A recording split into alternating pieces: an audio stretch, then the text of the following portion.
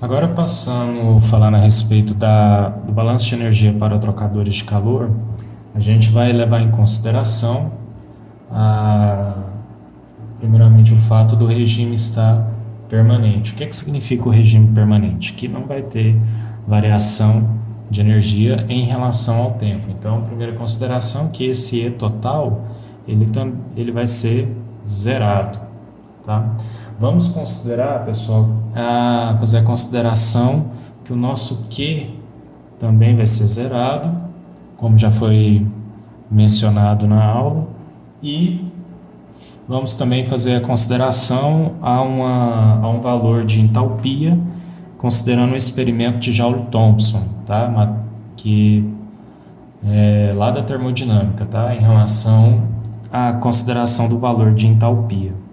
Pessoal, outro ponto também a ser destacado é que as contribuições cinética e potencial, elas vão existir, mas comparado ao valor de entalpia que nós vamos obter, elas serão desprezíveis, tá? Então, não é que elas não existam, é a mesma questão da energia total do sistema.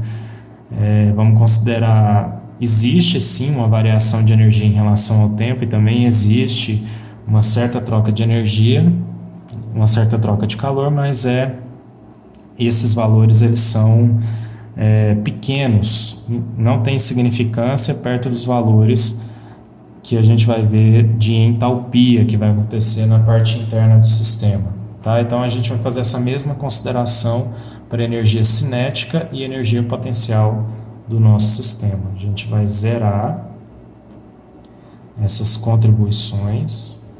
E aí a gente vai ter o somatório.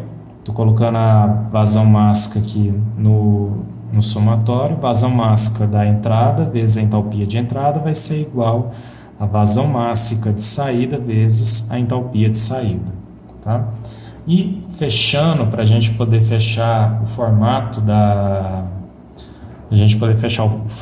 de entalpia, teremos fazendo consideração ao experimento de Joule-Thomson, que relata a caracterização da entalpia em relação à temperatura e pressão. Então, fazendo a derivada parcial da entalpia, vai ficar derivada da entalpia em relação à temperatura, pressão constante, mais variação de entalpia em relação à pressão, à temperatura constante.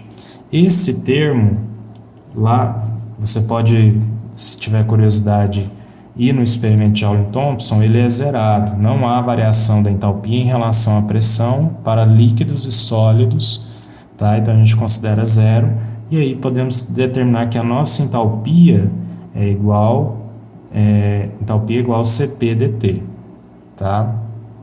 Fazendo consideração a termos infinitesimais. Se fosse finitesimal, ΔH é igual a Cp variação de temperatura. Então essa a gente pega e tem a equação resultante, a equação do balanço de energia para trocadores de calor.